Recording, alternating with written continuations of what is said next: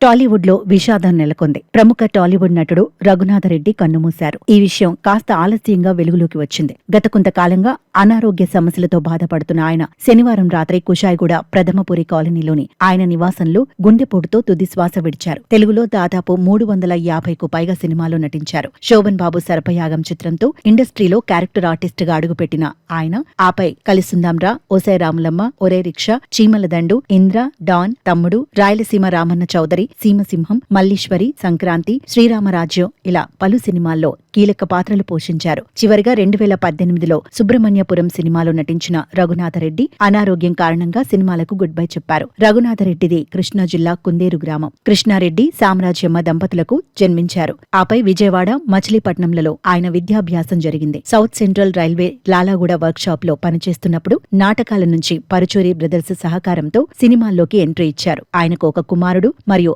2 కుమార్తెలు ఉన్నారు.